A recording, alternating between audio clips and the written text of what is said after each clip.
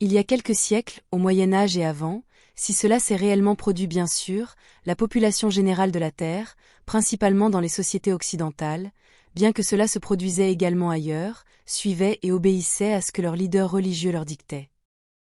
Cela se produisait principalement avec l'Église catholique comme principal exemple, où tout ce qu'il disait était considéré comme la vérité, simplement parce qu'il le disait, et il justifiait tout ce qu'il disait parce que cela était censé être écrit dans les Saintes Écritures. Ces vérités étaient fixes et immuables, et c'est de là que vient le mot dogme. Être dogmatique, c'est suivre et obéir aux règles quoi qu'il arrive, et le sujet ne peut même pas envisager de remettre en question les vérités imposées. La simple pensée que ces règles et vérités pourraient être erronées est considérée comme répréhensible, fausse et même ridicule, elles sont considérées comme des choses immuables qu'une population doit simplement accepter et respecter. La plupart du temps, une population est tellement immergée et aveuglée par les dogmes qui leur sont imposés, qu'ils ne peuvent même pas envisager la possibilité qu'il puisse exister d'autres façons de voir et d'interpréter les choses en dehors du cadre de vérité qui leur est imposé, simplement parce qu'ils manquent de tout le contexte nécessaire pour voir plus loin, donc tout ce qui est en dehors de leur dogme est une impossibilité et ne peut pas exister. Ensuite, il y a un autre facteur ajouté de pensée en termes pratiques, et du temps perdu, donc les sujets ne voient aucun intérêt à remettre en question des choses qui sont déjà connues. Ils se poseront ces questions, pourquoi faire? Dans quel but? Qu'est-ce que j'y gagne? Et pour aggraver les choses avec ce dernier point, si jamais ils osent remettre en question le dogme, le résultat que les gens obtiendront sera d'être attaqués, discrédités et même ostracisés par leurs pairs et par la société dans laquelle ils vivent, donc cela va à l'encontre de leur survie même.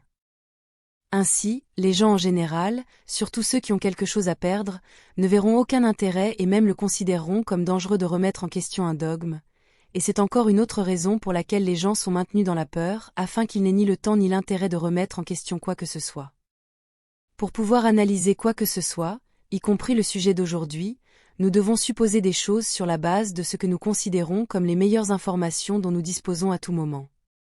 En tant que manière de penser, il est préférable de toujours garder un esprit ouvert et la volonté de remplacer toutes les informations que nous pourrions avoir lorsque nous sommes confrontés à des informations meilleures ou plus précises. Et même les critères de ce qui est meilleur, et ce que signifie plus précis, doivent évoluer avec nous au fur et à mesure que nous avançons. Donc, sur la base de ce que je viens de dire, les meilleures informations dont nous disposons indiquent qu'il existe un groupe d'entités, humaines et autres, qui contrôlent ce qui se passe sur Terre depuis l'ombre et contrôlent la population humaine depuis au moins quelques milliers d'années. C'est en soi un sujet énorme, mais je sais que la plupart d'entre vous qui m'écoutez en ce moment en sont arrivés à cette conclusion par eux-mêmes, c'est donc mon hypothèse de base pour ce qui va suivre. L'une des choses dont un tel groupe qui contrôle la société sur Terre a le plus besoin, c'est de contrôler la population générale afin de pouvoir les exploiter en tant que ressources et aussi pour qu'ils ne se rebellent pas contre eux. Les preuves montrent qu'ils ont créé des religions et des dogmes avec eux. Tout sous le prétexte de base que si vous allez à l'encontre de ce qu'ils disent, vous serez puni de la manière la plus sévère. Mais fondamentalement, l'imposition du dogme religieux est le meilleur moyen de contrôler l'esprit et de guider la perception de la population générale, et avec cela, de créer une réalité entière avec son ensemble de règles et de lois qui fonctionneront en faveur de ceux qui contrôlent ladite société, car elle a été délibérément conçue par eux. Ainsi, la religion et son dogme ont été conçus dans le seul but de contrôler la population au sein de la société qu'ils contrôlent. Peu de gens osaient remettre en question le dogme religieux à l'époque, et ceux qui le faisaient s'expliquaient principalement parce qu'ils venaient d'une autre religion et de son dogme. Mais même ceux qui étaient assez sages pour être capables d'analyser objectivement tout, et de pouvoir en conclure que de nombreuses choses dans le dogme religieux ne tenaient tout simplement pas debout, n'avaient tout simplement aucun moyen de prouver qu'ils avaient tort. Et c'est à ce moment que la méthode scientifique est apparue, il y a quelques centaines d'années, comme une méthode apparemment nouvelle d'analyser et d'expliquer le monde. C'est à ce moment-là qu'une des premières hypothèses a émergé, à savoir la négligence systématique de tout ce qui évoque la spiritualité en raison de son association immédiate avec la religion, même à ce jour la plupart des gens confondent spiritualité et religiosité.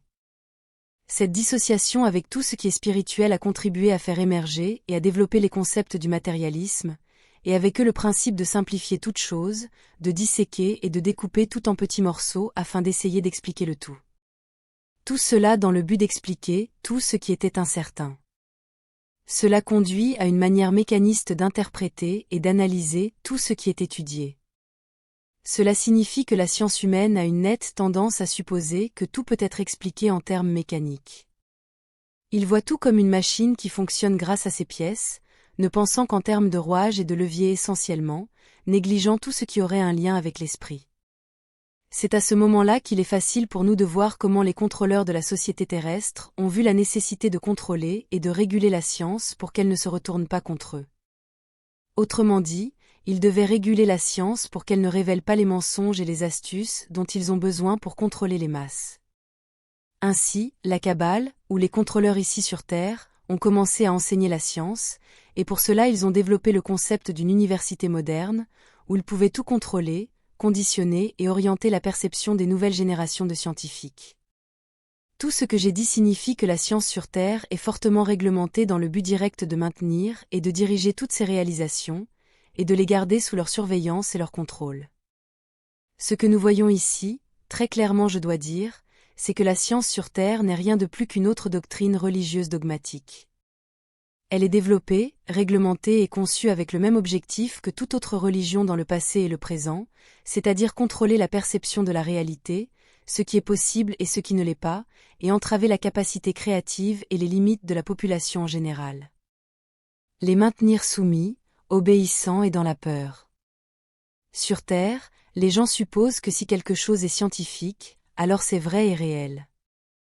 Ils croient aveuglément en l'infaillibilité de la méthode scientifique, et ils acceptent aveuglément tout ce qui est scientifiquement prouvé comme un dogme. Ils supposent que la science sait déjà comment tout fonctionne, et qu'elle a déjà décrypté tous les secrets de l'univers, à l'exception des détails fins. C'est de loin la meilleure religion que les contrôleurs, quels qu'ils soient, aient inventée. C'est une religion dogmatique autocontenue et auto-validante qui ostracise, interdit et ridiculise tout membre qui oserait remettre en question ce qui a déjà été décidé comme des règles fixes et soi-disant lois de la nature. À suivre.